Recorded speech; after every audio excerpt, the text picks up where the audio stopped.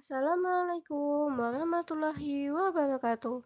Di sini saya perwakilan dari kelompok 5 akan mempresentasikan hasil diskusi kami dalam mata kuliah Manajemen Pendidikan Islam mengenai pengembangan kemahasiswaan sebuah telaah awal.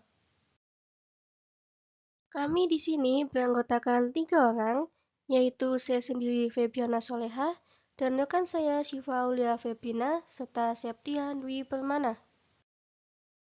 Di sini ada 4 pokok pembahasan. Yang pertama, teori. Yang kedua, kemahasiswaan dalam konteks kajian formal. Yang ketiga, program pengembangan kemahasiswaan konteks kajian program magister. Dan yang keempat, dari student affairs dan student service ke student development. Marilah kita memasuki pembahasan yang pertama, yaitu teori.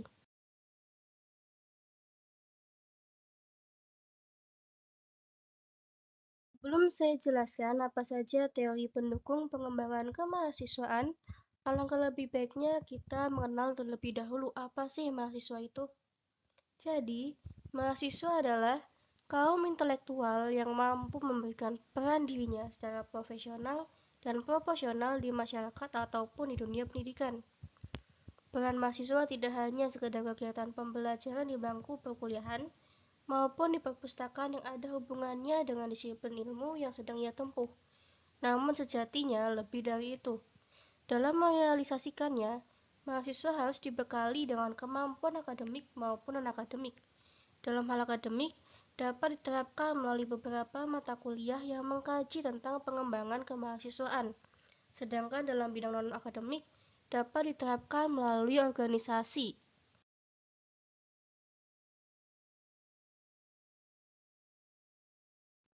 Setelah kita mengetahui apa itu mahasiswa, saya akan menjelaskan teori apa saja yang mendukung pengembangan kemahasiswaan.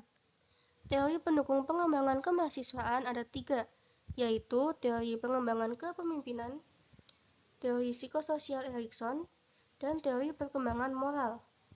Kita bahas satu persatu terlebih dahulu, dimulai dari teori yang pertama, yaitu teori pengembangan kepemimpinan. Teori ini membahas bagaimana pengalaman kepemimpinan di luar kelas dapat membentuk mahasiswa yang menjadi pemimpin yang efektif dan bertanggung jawab. Selanjutnya, teori yang kedua, teori psikososial Erikson. Dalam teori ini membahas pengaruh teman sebaya, mentor, dan lingkungan kampus dalam membentuk nilai-nilai, sikap, dan perilaku mahasiswa. Yang terakhir, teori perkembangan moral. Teori ini mengidentifikasi perkembangan moral mahasiswa untuk berpikir secara kritis tentang isu-isu moral dan mengembangkan pemahaman moral yang lebih tinggi. Selanjutnya, kita masuki pembahasan yang kedua, kemahasiswaan dalam konteks kajian formal. Pengembangan kemahasiswaan melalui mata kuliah merupakan sarana untuk membantu mahasiswa dalam memperluas pemahaman mengenai perannya. Perguruan tinggi Indonesia saat ini belum dibahas secara mendalam tentang urusan kemahasiswaan. Dikarenakan kurangnya kesadaran tentang pentingnya urusan kemahasiswaan, kurikulum yang tidak terintegritas, dan keterbatasan sumber daya. Namun, telah disediakan berbagai program yang mendukung mahasiswa di luar ruang kelas. Misalnya seperti layanan kesehatan mental, bimbingan studi, dan kegiatan ekstrakurikuler. Pembahasan yang selanjutnya yaitu program pengembangan kemahasiswaan konteks kajian program magister. Contoh kajian mata kuliah program magister yang diberikan yaitu Higher Education and Student Affairs atau HESA Leadership Concentration yang diselenggarakan di Western Michigan University. Program tersebut terfokus pada pengembangan kepemimpinan mahasiswa. Program ini sangatlah penting dikarenakan diberikan berbagai teori kepemimpinan yang menyangkut ciri-ciri, perilaku, peranan, dan gaya kepemimpinan. Bahasan yang terakhir yaitu dari student affairs dan student service ke student development. Seperti yang terlihat di layar kaca teman-teman, Ada 3 konsep program pengembangan kemahasiswaan di sebuah perguruan tinggi.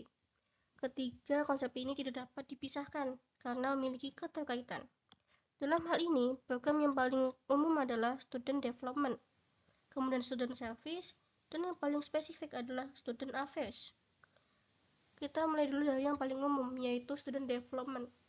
Student development adalah program kegiatan yang dilakukan untuk mendorong perubahan atau pertumbuhan mahasiswa.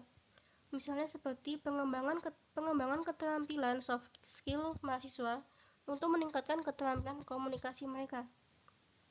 Selanjutnya ada student service. Student service adalah program layanan untuk mendukung mahasiswa mencapai keberhasilan akademik dan pengembangan pribadi.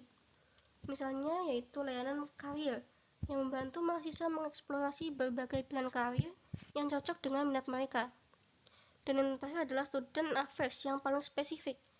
Student affairs ini yaitu program pengembangan kemahasiswaan yang membantu mahasiswa dari sisi intelektual, emosional, fisik, sosial, dan secara perkembangan. Contohnya seperti kegiatan ekstrakurikuler. Kegiatan ekstrakurikuler sering melibatkan kolaborasi dan berkomunikasi dengan beragam individu.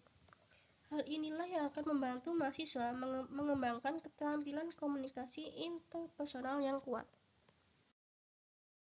Nah, gimana teman-teman semua? Apa sudah paham? Atau masih ada yang bingung nih tentang penjelasan yang tadi? Yang masih bingung silahkan komen di bawah ini ya guys. Oke, sekian dari saya. Apabila ada salah kata saya mohon maaf.